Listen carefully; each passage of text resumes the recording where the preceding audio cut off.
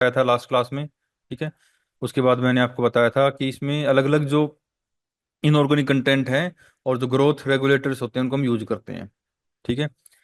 और उसके बाद टोटिपोटेंसी बताया था, जो कि एक एबिलिटी होती है सेल की to regenerate into the whole plant. ठीक है।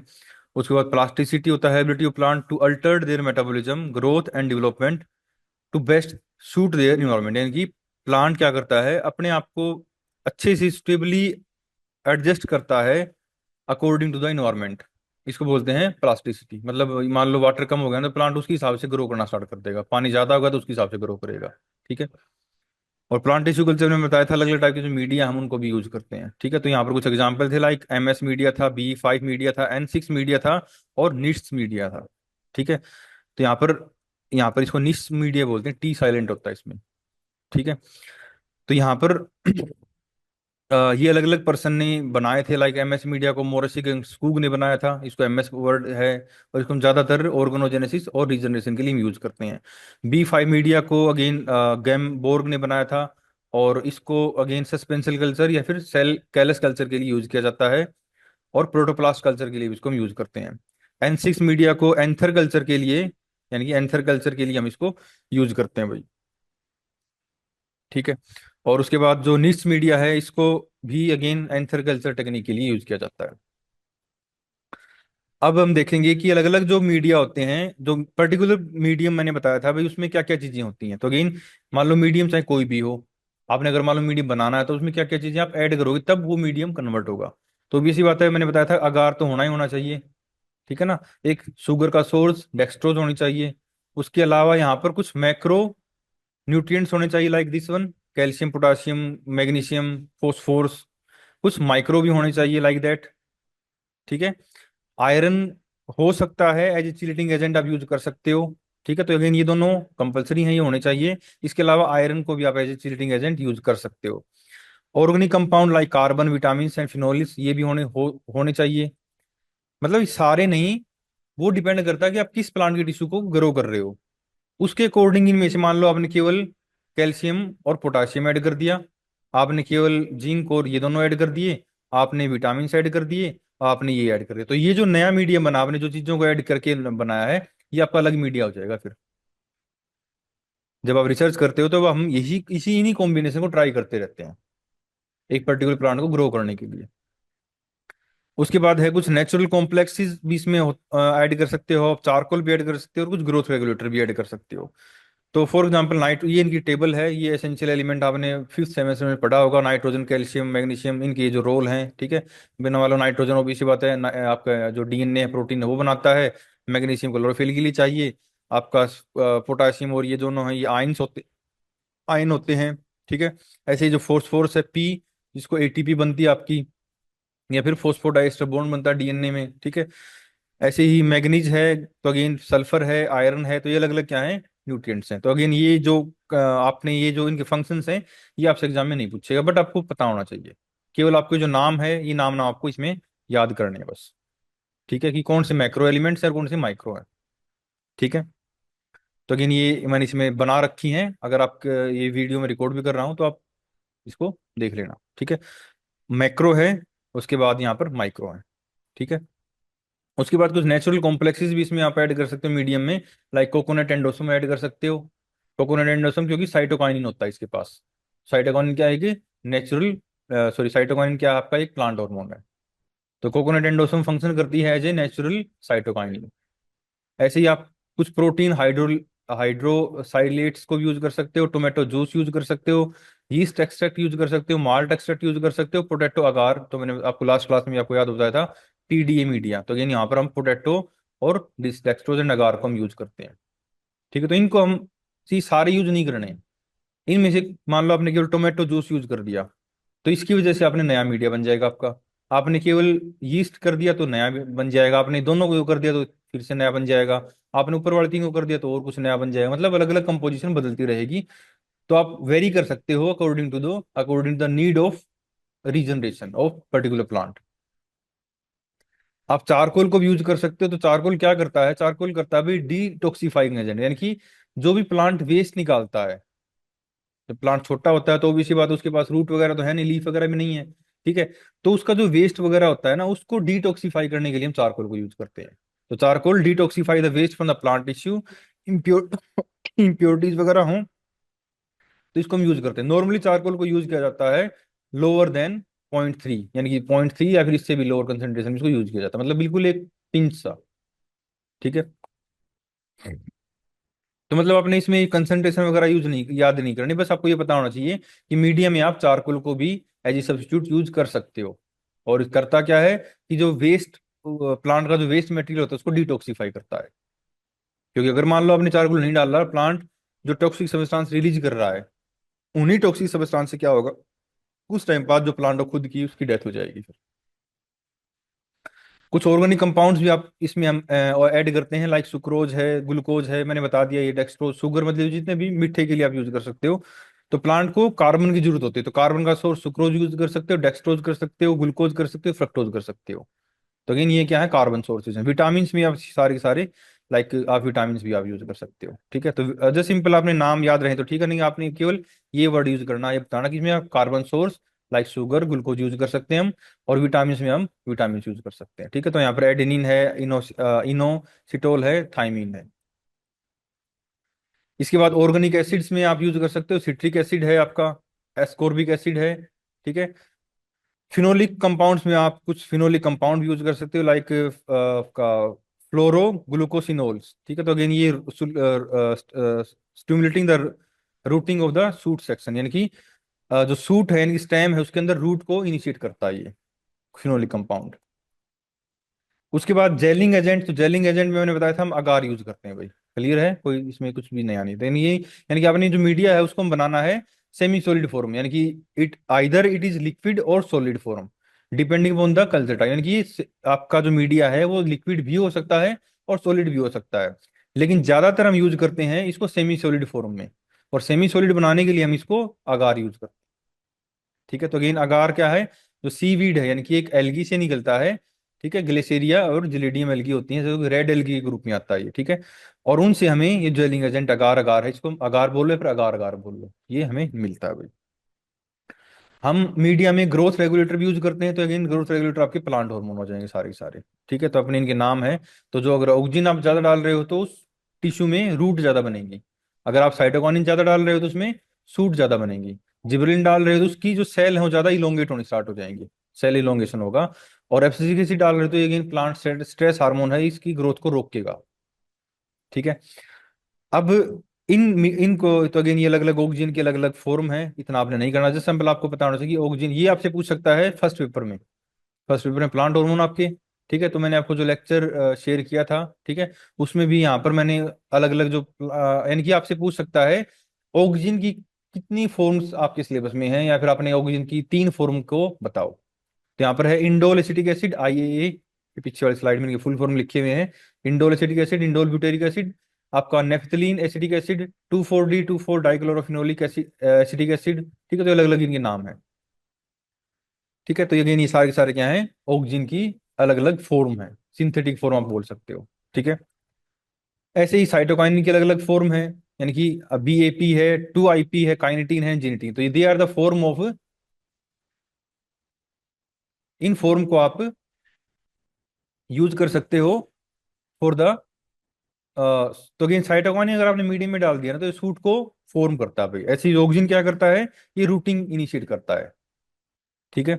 यानी कि ऑक्सीजन जो कैलस मैंने बताया था लास्ट क्लास में, उस कैलस में अगर आप मान लो ऑक्सीजन डाल दोगे ना तो उसमें क्या बनेंगे, रूट बननी स्टार्ट हो जाएंगी। और अगर आप मान लो आपने उसके ऊपर साइटोकिनिन ज्यादा डाल दिया तो उसमें क्या होगा, उसमें स्टेम बननी स्टार्ट हो जाएगी। ठीक है।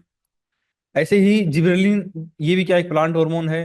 ठीक है। तो again it promote stem elongation and एम्ब्रो maturation. तो ये क्या करेगा, स्टेम को इलोंगेट करेगा और साथ में ही एम्ब्रो को भी मैच्योर करना स्टार्ट कर देगा। और जो GA3 है, again it is most common form of gibberellin, used in the plant tissue culture as well as आपको नेचर में मिलेगी। तो अगेन GA3 ये आपसे छोटे क्वेश्चन में भी पूछ सकते हैं, जिबरेलिन की कौन सी जो मोस्ट कॉमन फॉर्म है जो हमें देखने को मिलती है। तो अगेन आपने निकालना GA मतलब जिबरेलिन, जिबरेलिक एसिड, और 3 मतलब इसका नंबर है ये। ऐसे ही एब्सिसिक एसिड होते हैं primarily as a growth regulator, sorry growth inhibitors इनको यूज करते हैं and enable the normal development of embryo both zygotic and. तो अगेन एब्सिसिक एसिड अगर आप ऐड करोगे ना, अगर मान लो कोई स्ट्रेस कंडीशंस है, तो उस केस में क्या होगा, ये इस डेवलपिंग एम्ब्रियो को बचा लेगा, मरने नहीं देगा। ठीक है। स्ट्रेस कंडीशन को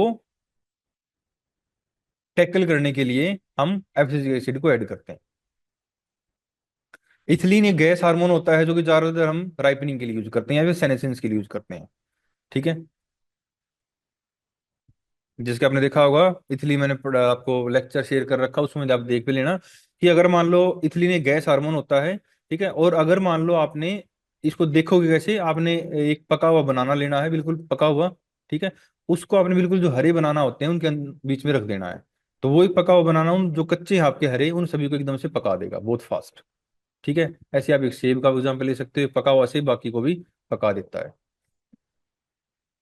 तो यहाँ पर आपसे एग्जाम में ये पूछ सकता है भाई हार्मोन कॉम्बिनेशंस, तो अगेन कि अगर आपने मान लो जो कैलस है हमारा, ठीक है ना, कैलस में आपने रूट को डेवलपमेंट करना, केवल केवल आपने जो कैलस है ना उसकी रूट रूट चाहिए बस, क्योंकि इस प्लांट की जो रूट है उनसे दवाइयां बनती हैं, कोई ड्रग से वो बनता है।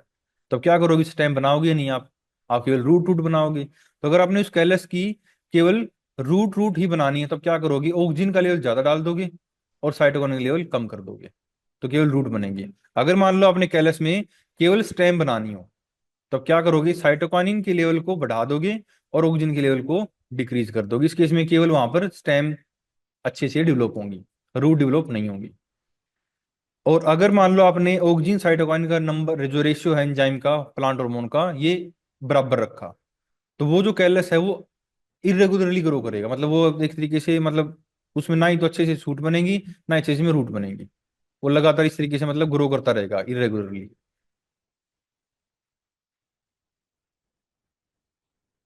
अब आपसे पूछ सकता है प्लांट टिश्यू कल्चर के फायदे क्या हैं, मतलब इनको इसके क्या क्या बेनिफिट हैं, जस्ट सिंपल। तो फर्स्ट बेनिफिट बता दिया कि इससे हम एग्जैक्ट कॉपी बना सकते हैं प्लांट की। ठीक है। यानी कि आप उस प्लांट को प्रोड्यूस कर सकते हो जिसकी फ्लावर क्वालिटी अच्छी हो, फ्रूट अच्छे आते हों, जिसके अंदर कोई और डिजायरेबल डिजायरेबल ट्रेट्स हो। तो अगर आप मान लो प्लांट टिश्यू कल्चर से इस प्लांट से नया प्लांट बनाओगे ना, तो सेम करेक्टरिस्टिक नए प्लांट के अंदर भी आएंगे। लेकिन अगर आप मान लो आप बीज से बनाओगे तो हो सकता है कि सेम करेक्टर ना आए, नए करेक्टर आए, या फिर कुछ करेक्टर लॉस्ट हो जाए। दूसरा बता दिया, इस तरीके से आप बहुत जल्दी से प्लांट को मैच्योर कर सकते हो। अगर आपने मान लो बीज से उगाओगे तो उसमें टाइम लगेगा, इस टेक्निक से प्लांट को थोड़ा फास्ट आप कर सकते हो। उसके बाद यहाँ पर multiply plant, multi production of multiple plant in the absence of seed. अगर मान लो आपके पास सीड है भी नहीं, मान लो एक प्लांट है, ठीक है ना, आपको भाई उसके जैसा और प्लांट चाहिए, लेकिन उसके सीड नहीं है, उसके ऊपर फूल, मान लो आपका बेम्बू है, जो बांस होता है उसके पास जो फ्लावर है वो 12 साल, या जब वो 12-13 साल का हो जाता है तब एक बार फूल आते हैं, उसके बाद उसमें एक बार फूल आने के बाद उसकी कुछ सालों बाद डेथ हो जाती है, उसके ऊपर दोबारा फूल नहीं आएंगे, तो फूल नहीं आएंगे तो बीज नहीं बनेंगे। तो मान लो इस टाइप का प्लांट है और आपको उसकी जैसी और प्लांट ग्रो करनी है, तो हम क्या करेंगे, हम इस टेक्निक को यूज करेंगे, टिश्यू कल्चर को। हम उस प्लांट की लीफ स्टेम का कोई भी टिश्यू लेंगे, ट्यूब में ग्रो करेंगे, नया प्लांट बनेगा और उसको हम गमले में लगा देंगे। वो डेड, उसके बाद कुछ सालों बाद जो बेम्बू है उसकी डेथ हो जाती है। ठीक है। या फिर मान लो कोई ऐसा प्लांट हो जिसका पोलिनेटर ना हो, पोलिनेटर है नहीं तो भी इसके बाद पोलिनेशन नहीं होगा तो सीड नहीं बनेगा, पोलन ग्रेन ट्रांसफर नहीं होंगे, तो पोलन ग्रेन ट्रांसफर नहीं हो रहे तो सिंपल सी बात सीड नहीं बन रहा। तो उस केस में भी हम क्या यूज कर सकते हैं, हम प्लांट टिश्यू कल्चर टेक्निक को यूज कर सकते हैं। ठीक है। या फिर आपने मान लो regeneration of the whole plant from the cells that have been genetically modified. तो अगेन आपने मान लो आप आपने कोई प्लांट है उसको जेनेटिकली मॉडिफाई किया, यानी कि ट्रांसजेनिक प्लांट बना लिया आपने, यानी कि नया प्लांट बना लिया जेनेटिकली मॉडिफाई करके। अब आपने क्या करना, अब इसके जैसे और बनाने हैं, तो अब क्या करोगे, अगर मान लो बीज से इसको उगाने की कोशिश करोगे ना, तो हो सकता है कि उसमें वेरिएशंस आ जाए फिर से, क्योंकि बीज का मतलब क्या होता है, दो प्लांट का मिक्सअप होना। ठीक है। तो यहाँ पर या फिर मान लो जो क्रॉसिंग वगैरह होती है उसमें क्या होते हैं, कुछ जो जीन्स होते हैं वो काम करना बंद कर देते हैं, या फिर कुछ जीन ठीक से काम नहीं करते हैं। तो उस केस में हम वो प्रॉब्लम्स ना आए तो हम क्या यूज करते हैं, अगेन टिश्यू कल्चर यूज करते हैं। ठीक है। या फिर ये आप इसको यूं भी कर सकते हो, मान लो आपने एक प्लांट बनाया, ट्रांसजेनिक प्लांट है जिसके ऊपर भी अच्छे फल लगते हैं, अच्छे फूल लगते हैं। अब मान लो उसको आप ट्रेडिशनल तरीके से ग्रो करोगे करोगे ना, तो हो सकता है उसमें कुछ वेरिएशंस आ जाएं। और आप ट्रेडिशनल तरीके से तो आपने उसको फूल का वेट करना पड़ेगा, भाई कब उसके ऊपर फूल आएंगे, कब उसके बीज बनेंगे, तब आप उसको उगाओगे। लेकिन यहाँ पर क्या होगा, आप उसके एक छोटे से टुकड़े को यूज करोगे एज एक्सप्लांट, और उसके बहुत सारी कॉपियां बना लोगे। मतलब कम टाइम में आप ज्यादा प्लांट को यहाँ पर ग्रो कर सकते हो। इसके अलावा इसका नेक्स्ट बेनिफिट है कि production of plant in sterile container that allow them to move move with the greatly reduce chances of transmitting disease, pest and pathogens. तो अगेन यहाँ पर हम क्या करते हैं, हम प्लांट को टेस्ट ट्यूब में ग्रो कर रहे होते हैं, ठीक है, या फिर पेटी प्लेट में ग्रो करते हैं। तो इससे क्या होगा कि जो ट्रांसमिटिंग डिजीज होती है ना, मतलब मान लो अपने एक तो भाई बाहर फील्ड में एक प्लांट लगा रखा है, उसमें चांसेस है कि कोई बैक्टीरिया घुस जाए, कोई वायरस उसको इन्फेक्ट कर दे। तो जो इन्फेक्शन, फिर आपने क्या किया, उसके जो बीज बने, बीज में इन्फेक्शन हो सकता है, ठीक है। तो वो जो बीमारी है, बैक्टीरिया है, जब आप, या फिर कोई भी फंगल पैथोजन है मान लो, ठीक है, तो वो जब बीज मिट्टी में गिरा ना, तो मिट्टी में से वो सीड के ऊपर, इस सीड के अंदर चला गया, और जब आपने उस सीड को उगाया तो वो डिजीज ऑलरेडी उसके पास है। तो मतलब, लेकिन अगर आपने प्लांट टिश्यू कल्चर से नया प्लांट बनाया है तो उसके अंदर डिजीज नहीं होगी। तो मतलब आप डिजीज फ्री प्लांट भी बना सकते हो। Production of plant from the seeds that otherwise very low chance of germination और ग्रोइंग, यानी कि कुछ प्लांट की सीड ऐसे होते हैं, लाइक आपका ये होता है निपेंथस होता है, लाइक जो इसको बोलेंगे हम कमल। तो कमल के जो बीज होते हैं उनका जो जर्मिनेशन रेट होता है वो बहुत कम होता है। या फिर कोई ऐसा प्लांट भी जिसके जो सीड है ना वो जर्मिनेट हो ही ना, या फिर सीड बिल्कुल छोटे हों, या फिर जो उनको गिरते ही फेवरेबल कंडीशन मिल गई तो उग गए, लेकिन अगर मान लो फेवरेबल कंडीशन नहीं है तो फिर वो मर जाते हैं। तो उस टाइप के जो प्लांट होते हैं उनको भी आप प्लांट टिश्यू कल्चर से ग्रो कर सकते हो, ठीक है। लास्ट पॉइंट बता दे, to clear particularly plant of viral and other infection are quickly multiply these plant. तो क्लीन स्टॉक को हम यूज कर सकते हैं for the horticulture and agriculture. तो यहाँ पर देखोगे कई बार क्या करते हैं, हम ये लेके आते हैं, आप देखा होगा कि ये नर्सरी लेके आते हैं, धान की नर्सरी होती है, देखा होगा आपने, ठीक है। तो अगर मान लो आपने ट्रेडिशनल तरीके से उसको बनाया है, या फिर मान लो कई बार क्या करते हैं हम, कलम लगाते हैं, देखा होगा आपने, गुलाब की कमल, आप एक कलम काट लाए उसकी डंडी को और उसको आपने मिट्टी में लगा दिया और आपका नया प्लांट उग जाता है। तो अगर मान लो जो आप, तो वो जो आप पीस लेके आ रहे हो उसको बोलते हैं हम स्टोक, ठीक है, दिस वन। तो यहाँ पर अगर वो स्टोक ही इन्फेक्टेड है, तो अगेन जैसे सीड इन्फेक्टेड था वैसे ही अगर मान लो स्टोक ही इन्फेक्टेड है, तो आपका जो प्लांट है वो भी इन्फेक्टेड ही ग्रो करेगा। तो हम प्लांट टिश्यू कल्चर से हम क्लीन स्टोक को भी ग्रो कर सकते हैं, और फिर उनको यूज कर सकते हैं फास्ट प्लांट को ग्रो करने के लिए। माइक्रो प्रोपोगेशन है ना, ये टर्म आपसे एग्जाम में एक नंबर पे पूछ लेते हैं। तो माइक्रो प्रोपोगेशन मैंने लेक्चर के फर्स्ट वाले दिन में बताया था क्या होता है। तो यहाँ पर क्या होगा, many genetically identical plant are produce from one plantlet, एक प्लांटलेट से बहुत सारे एक जैसे प्लांट ग्रो कर देना, इन ए ट्यूब या फिर पेट्री प्लेट, यानी कि इन विट्रो। विट्रो का मतलब ही क्या होता है, ट्यूब और पेट्री प्लेट। तो उसको बोलोगे आप माइक्रो प्रोपोगेशन। तो ये जो मेथड है रैपिड होता है और एसेक्सुअल मेथड होता है। तो इसको हम यूज करते हैं like dwarfing strawberry, sweet cherry बनाने के लिए, शेड ट्री के लिए, ऑर्नामेंटल सर्व के लिए, रोज हैं आपकी, कुछ और जो फूलों वाले पौधे हैं उनके लिए यूज करते हैं, कॉर्न के लिए, सोयाबीन के लिए, व्हीट के लिए। तो इनके लिए हम क्या करते हैं, माइक्रो प्रोपोगेशन यूज करते हैं। इस तरीके से ये जो टिश्यू कल्चर की लैब होती है आपको दिखाई देती है, यानी कि पहले, यानी कि ये देखोगे आप यहाँ पर दिस वन, तो ये क्या है, आप कह सकते हो कैलस फॉर्म है। उसके बाद ये बड़ा हो गया, बड़ा होने के बाद इसको आप ट्यूब से आप इस कंटेनर में लगा दोगे, कंटेनर से निकालने के बाद आप इसको इस तरीके से इन कंटेनर को सेव करते हैं, फिर इनको जो छोटे छोटे पोर्ट होते हैं उनमें, और फिर पोर्ट के बाद फिर आप थोड़े बड़े पोर्ट में लैब के अंदर ही फिर उस छाया में और फिर धूप में, तो इस तरीके से इसको चेंज करते रहते हैं। तो ये सेम स्टेप है। तो अगेन पहले अगेन स्टेरिलाइजेशन कर लेंगे, उसके बाद उसको आप मीडिया में डाल दोगे, ठीक है। उसके बाद वो मल्टीप्लाई होगा, और उसके बाद आप अलग अलग जो प्लांट हार्मोन वगैरह हैं, वो उसमें ऐड कर दोगे, यानी कि explant transport to the suit media, यानी कि पहले उसको सूट मीडिया में डाल दोगे तो उसमें स्टेम बन जाएगी, फिर उसको आप रूट मीडिया में डाल दोगे तो नीचे रूट बननी स्टार्ट हो जाएंगी, और उसके बाद फिर आप इसको मिट्टी में ट्रांसफर कर दोगे और फिर उसको गमले में लगा दोगे, ठीक है। तो ये अगेन जो एक्स प्लांट है भी मैंने बता दिया आपको कि एक्स प्लांट में आप क्या क्या प्लांट का कोई भी पार्ट यूज कर सकते हो, यानी कि एपिकल रीजन यूज कर सकते हो, लीफ यूज कर सकते हो, एपिकल बड यूज कर सकते हो, स्टेम यूज कर सकते हो, रूट यूज कर सकते हो, ठीक है। और इस तरीके से आप टेस्ट, ये मीडिया आपको इस तरीके से दिखाई देता है। ठीक है, तो यहाँ पर देखोगे इन्होंने क्या कर रखा है कि जो कलम होती है, स्टोक होता है ना, उसका छोटा पोर्शन यहाँ पर डाला, जिसको हमने एज एक्सप्लांट हम ले रहे हैं, या स्टेम का पोर्शन हमने ले लिया। तो यहाँ पर आप देखोगे इसमें सबसे पहले ये छोटी सी, ये जो बी वाला है यहाँ पर आप देखोगे जो स्टेम है वो ग्रो कर रही है। ये स्टेम बड़ी होगी, नीचे आप देख सकते हैं रूट है वो दिखाई दे रही है, लाइक दैट।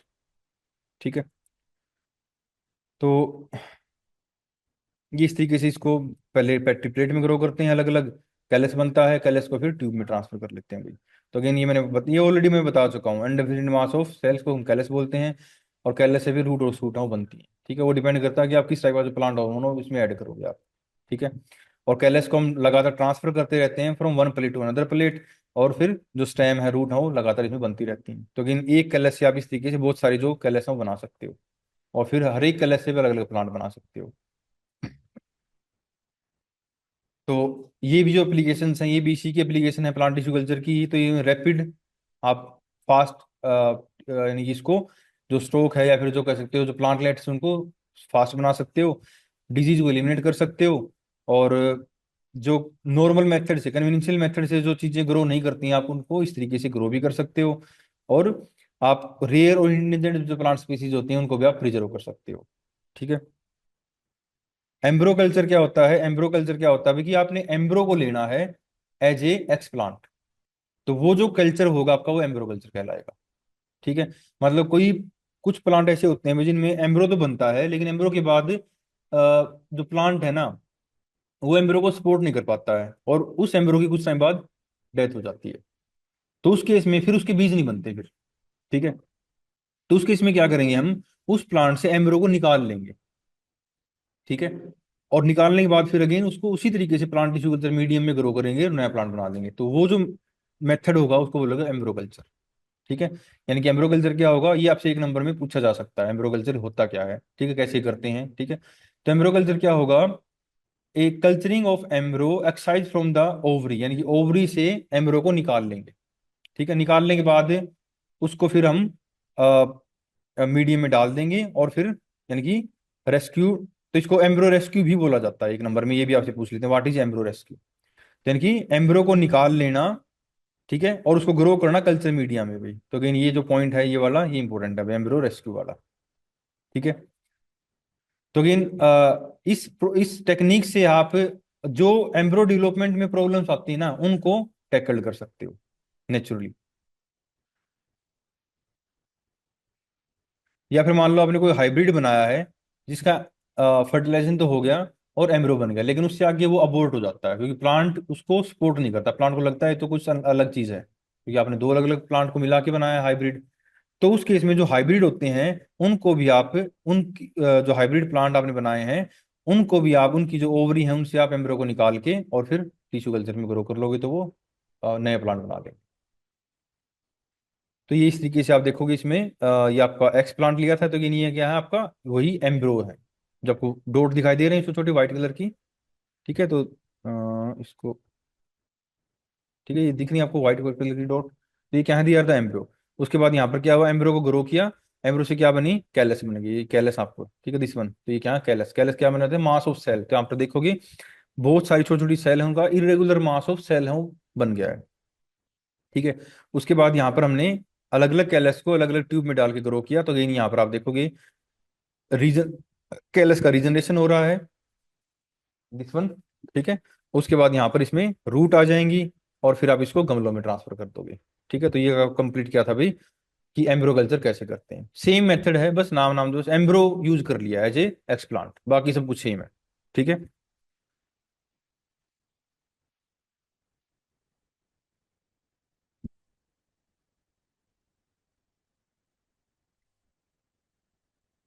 कई बार आपने एक टर्म सुनी होगी आर्टिफिशियल सीड्स।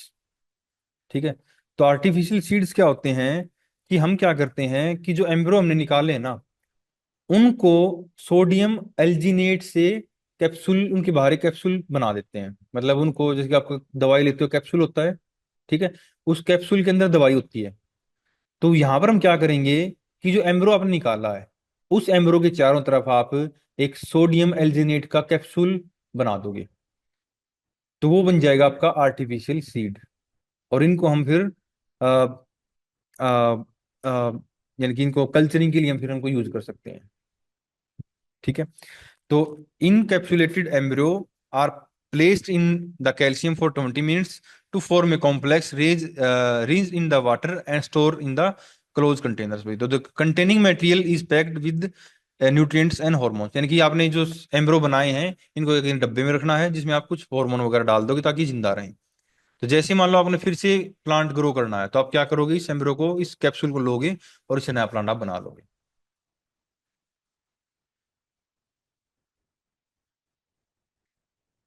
ये भी अगेन आपका सोमेटिक एम्ब्रो दिखा रखा है। ठीक है ना। यानी कि जो सोमेटिक सेल्स होती है ना उनसे एम्ब्रो बनाना, समझ रहे हो। यानी सोमेटिक एम्ब्रोजेनेसिस क्या होगा, एक तो एम्ब्रो होता है कि एग और स्पर्म का जो मेल गेमेट होता है उनका फ्यूजन के बाद एम्ब्रो बनता है।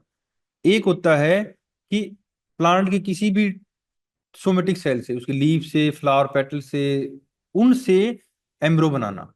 जब उनको आप ग्रो करोगे तो एक स्टेज ऐसी आएगी आपको एम्ब्रो जैसा दिखाई देगा वो, तो उसको बोलते हैं सोमेटिक एम्ब्रो। यानी कि a process by which the somatic cell or tissue including haploid cells, तो यहाँ पर सोमेटिक सेल या फिर टिश्यू हो सकते हैं including haploid cells, developed and differentiated into the embryo to regenerate the plant. यानी कि इन टिश्यू से एम्ब्रो बनाना उसको बोलेगा सोमेटिक एम्ब्रो।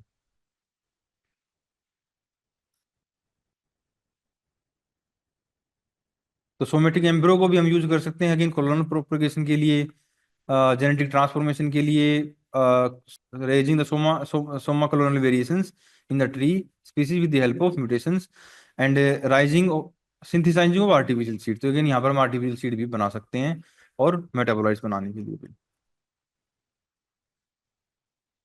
तो यहाँ पर सोमेटिक एम्ब्रो एम्ब्रो के लिए आप क्या क्या एक्सप्लांट यूज कर सकते हो, तो अगेन यहाँ पर आपके लीफ, पेटियोल लीफ है, हाइपोकोटाइल न्यूक्लियस टिश्यू है, इवन एम्ब्रोनिक सीडलिंग है उसको यूज कर सकते हो, इन सभी को आप यूज कर सकते हो। ठीक है। और जब एम्ब्रो का डेवलपमेंट होता है तो यहाँ पर चार अलग अलग स्टेज हैं या फिर पांच अलग अलग स्टेज, मान लो चार ही होती है बेसिकली। चार अलग अलग स्टेज आपको देखने को मिलेंगी। तो पहले होता है सिंगल सेल भाई, तो सिंगल सेल से डेवलपमेंट हुआ और क्या बना, एक इरेगुलर मास ऑफ सेल बनी जिसको मैंने बोला ग्रुप ऑफ सेल। उसके बाद फिर इस ग्रुप ऑफ सेल्स में एक चेंज आए और क्या बन गया, आपका ग्लोबुलर एम्ब्रो बन गया। तो ये आपको यहाँ पर दिखाई दे रहा है। फिर ग्लोबुलर एम्ब्रो चेंज हो गया हार्ट शेप एम्ब्रो में, ये आपको कुछ कुछ हार्ट जैसा दिखाई देता है लाइक दैट। ठीक है। उसके बाद फिर यहाँ पर ये टोरपीडो में चेंज हो गया इस तरीके से। और उसके बाद फिर ये इसके अंदर कोटलेडेंस बन गए। तो अगेन ये कोटलेडेंस ये है और दूसरा कोटलेडेंस ये है। ठीक है। तो अगेन हार्ट, तो ये आपने जो स्टेजेस हैं या हिसाब से आपको पता होना चाहिए। पहले जो स्टेज होती है वो ग्लोबुलर स्टेज होती है, फिर हार्ट शेप होती है और फिर आपकी टोरपीडो स्टेज होती है। तीन स्टेजेस आपको पता होनी चाहिए इसमें। इसके बाद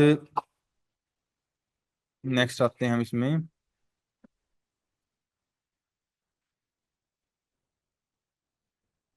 देखो यहाँ पे ये दिखा रखा है कि globular stage, heart shape stage and torpedo stage.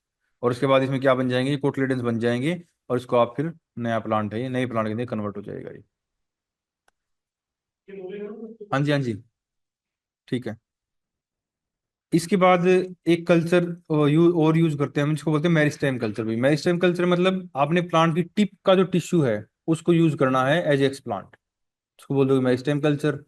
तो मेरिस्टेम कल्चर को यूज किया जाता है वायरस फ्री प्लांट बनाने के लिए। तो ये आपसे एक नंबर में पूछा गया कई बार कि वायरस फ्री प्लांट, क्योंकि देखो अगर मान लो कोई प्लांट है, ठीक है, आपसे बोल रहे हैं भी इसमें किस, आपको कितना परसेंट चांस है कि इसमें किस टिश्यू में वायरस नहीं होंगे, तो वो केवल आपका रूट, आपका सूट एपिकल मेरिस्टेम ही होता है, क्योंकि वहां पर सेल लगातार डिवाइड करती रहती है, नई सेल होती है हमेशा, फ्रेश सेल। बाकी जो भी कंपोनेंट होगी प्लांट के उन सभी में ओल्ड सेल होती हैं, तो हो सकता है कि वायरस उनके अंदर हो। क्लियर है। लेकिन जो एकदम से नई बनी अभी अभी, उस जगह से अगर आप टिश्यू लेते हो तो वो क्या होगा, वो वायरस फ्री टिश्यू होगा आपका। तो मेरिस्टेम कल्चर को यूज किया जाता है to grow the plant free from viral pathogen. Virus free plant बनाने के लिए हम मेरिस्टेम कल्चर को यूज करते हैं। क्लियर है। तो यहाँ पर हमने क्या लिया, जो मेरिस्टेमेटिक टिश्यू, अब इसको लिया यहाँ पर, अगेन इसको अगेन मैंने बताया था, इसको स्टेरिलाइजेशन किया सोडियम हाइपोक्लोराइड से। मैंने बताया था ना कि एक्सप्लांट को आपने धोना पड़ेगा केमिकल से, तो यहाँ पर हम सोडियम हाइपोक्लोराइड यूज कर सकते हैं। उसके बाद आपने वॉश कर लिया, फिर आपने इसको मैंने बताया था डिस्टिल वाटर से भी धोना पड़ेगा क्योंकि आपने इस केमिकल को हटाना है। ठीक है, डिस्टिल वाटर से 2-3 बार वॉश कर लिया। उसके बाद यहाँ पर हमने स्पेचुला लिया, और स्पेचुला से इसको जो मीडिया हमारा आपका एमएस मीडिया था फॉर एग्जाम्पल, उसके अंदर हमने इसको ट्रांसफर कर दिया। ठीक है, जैसे आपको यहाँ पर दिखाई दे रहा है, ये एक लिया, एक सैंपल लिया हमने इससे, और उसको हमने फिर स्पेचुला से इसको एपिकल टिप को निकाल के और एमएस मीडिया में ऐड कर दिया है। ठीक है, उसके बाद आप देखोगे यहाँ पर हमने इसको इंक्यूबेट किया। मैंने बताया था इंक्यूबेटर होता है एक फ्रिज जैसा इंस्ट्रूमेंट, जिसको इंक्यूबेटर बोलते हैं। तो इंक्यूबेटर में टेम्परेचर हम अपनी मर्जी से सेट कर सकते हैं। उसमें हमने इसको लगभग 16 घंटे तक 25 डिग्री टेम्परेचर के ऊपर और लाइट की प्रेजेंस में इसको रखा। ठीक है, तो इंक्यूबेटर में एक और डिफरेंस, एक तो होता है टेम्परेचर रेगुलेट कर सकते हैं हम। ठीक है, दूसरा बता दीजिए इसमें लाइट को भी हम कंट्रोल कर सकते हैं। फ्रिज में तो क्या होगा, दरवाजा बंद कर दिया लाइट बंद हो जाती है। इसमें लाइट को अपनी मर्जी से आप बंद और ऑन कर सकते हो। ठीक है, तो ये जो प्लांटलेट्स है ये ग्रो करनी स्टार्ट हो गई भाई। तो अगेन इसमें रूट भी आ गई, और फिर इसको हमने रूट आने के बाद स्टेम बन गई, फिर रूट बन गई, और उसके बाद फिर हमने इसको गमले में ट्रांसफर कर दिया। तो इस तरीके से जो जो नया प्लांट बना है पोर्ट के अंदर, ठीक है, दिस वन, ये क्या होगा, it is completely virus free. मान लो इसमें ये प्लांट जो हमने लिया था ना, मेन प्लांट, पेरेंट प्लांट, इसमें हो सकता है यहाँ पर वायरस हो, यहाँ पर वायरस हो, इसमें इन्फेक्शन हो किसी वजह से, और आपने इसी प्लांट का नया प्लांट बनाना हो, तो आप क्या यूज करोगे, इसकी जो मेरिस्टेमेटिक टिश्यू है उनको आप यूज करोगे। ठीक है, इसके बाद नेक्स्ट आते हैं एंथर कल्चर भाई। एंथर कल्चर या फिर पोलन कल्चर। अब मान लो आपने हेप्लोइड प्लांट बनाने हो, हेप्लोइड, ठीक है ना, तो हेप्लोइड बनाने के लिए हम क्या यूज करते हैं, एंथर या फिर जो पोलन कल्चर होते हैं, पोलन ग्रेन्स होते हैं, उनको यूज करते हैं।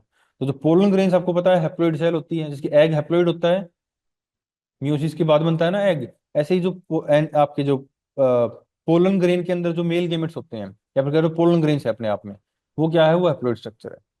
तो हम यहाँ पर क्या करेंगे कि जो फ्लावरल बड होती है क्लोज्ड, उसको चाकू से खोल लेंगे। क्योंकि अगर मान लो ऑलरेडी ओपन है तो हो सकता है पोलन ग्रेन्स इन्फेक्टेड हों या फिर वो चले गए उड़ के। ठीक है, तो हम क्या लेंगे, यहाँ पर हम फ्लावर बर्ड को लेंगे और इसको इन स्टेमन्स को बाहर निकाल लेंगे, जैसे कि आपको यहाँ पर दिखाई दे रहा है, स्टेमन को बाहर निकाल लिया। बाहर निकालने के बाद हम इसको क्या करेंगे, इसके जो फिलामेंट होता है इसको हम डिस्कार्ड कर देंगे। इसकी जो एंथर लोब होती है, ये एंथर लोब है, एंथर की स्ट्रक्चर ऐसी होती है ना, एंथर लोब और नीचे फिलामेंट। तो एंथर लोब को हम यहाँ पर सिलेक्ट कर लेंगे। सिलेक्ट करने के बाद हम क्या करेंगे, इन एंथर लोब को हम एमएस मीडिया में ग्रो करेंगे भाई। ठीक है, और यानी कि सॉरी, इससे पहले हम क्या करेंगे, आपको हमें पता है कि एंथरलोब के अंदर क्या भी पोलन ग्रेन्स है, एंथरलोब के अंदर पोलन ग्रेन्स होते हैं। तो हम अब क्या करेंगे, एंथरलोब को तोड़ देंगे, क्रश कर देंगे, और क्रश करने के बाद हम क्या करेंगे, फिल्टर करके जो पोलन ग्रेन्स उनको निकाल लेंगे। ठीक है, यानी कि इनको क्रश कर देंगे with the help of glass rod. तो हमने ग्लास रोड से इनको क्रश कर दिया। क्रश करने के बाद हम क्या करेंगे, इनको फिल्टर करके छान लेंगे, और जो पोलन ग्रेन्स है ना, बारीक कपड़े से या फिर महीन जो छलनी होती है बिल्कुल महीन, उससे हम क्या करेंगे, इनको छान के निकाल लेंगे। उसके बाद हम क्या करेंगे, जो इन पोलन ग्रेन्स का क्या बन जाएगा हमारे पास, इनको टेस्ट ट्यूब में डाल लेंगे, और एक पानी में आप कह सकते हो डिजोल्व कर देंगे, तो क्या बन जाएगा, पोलन का सस्पेंशन बन जाएगा। सस्पेंशन मतलब जिसके अंदर पोलन ग्रेन्स हो फ्रीली और लिक्विड कोई मीडियम हो। ठीक है, आप पानी यूज कर सकते हो, आप शुगर सॉल्यूशन यूज कर सकते हो, कोई भी आप चीज यूज कर सकते हो। उसके बाद हम इन पोलन ग्रेन्स की सस्पेंशन में से लगभग आप कह सकते हो इसको सेंट्रीफ्यूगेशन करेंगे, और कुछ टाइम बाद क्या होगा, आपको नीचे बिल्कुल जो पोलन ग्रेन्स है उनकी एक पैलेट दिखाई देगी।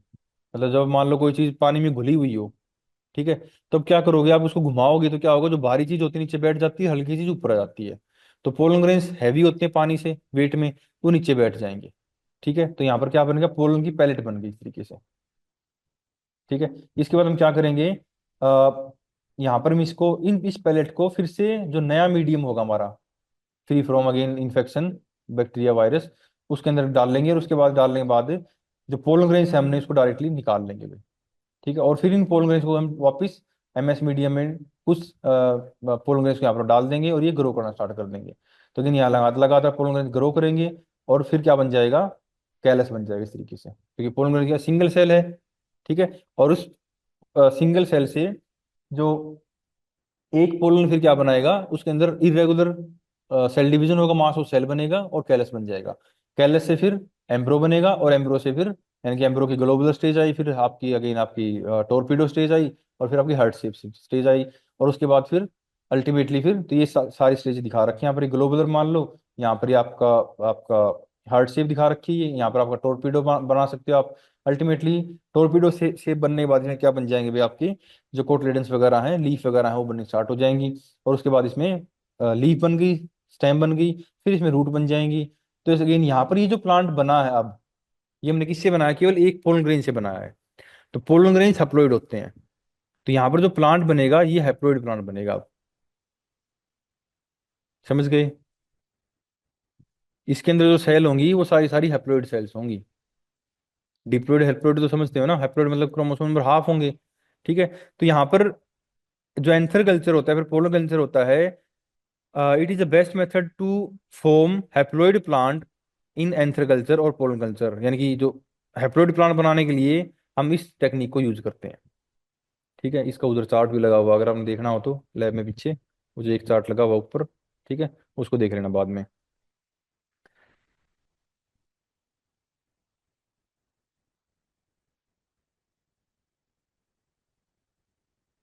ठीक है। तो ये अगेन कंप्लीट था हमारा। ठीक है। तो अगेन यहाँ पर देखोगे एंथर में हमने एंथर ले रहे थे, पोलन में हम आपके पोलन निकाल लिए थे हमने। बस यही तरीका है। यहाँ पर हमने क्या किया था, पोलन को निकाल लिया था। यहाँ पर वॉशिंग ऑफ पोलन, पोलन को क्रश किया था, क्रश करने के बाद अलग अलग पोलन निकाल ली थी, फिर हमने इसको ग्रो किया और नया प्लांट बन गया। एंथर कल्चर में क्या करेंगे, हम डायरेक्टली इन एंथर को एज इट इज डाल देंगे।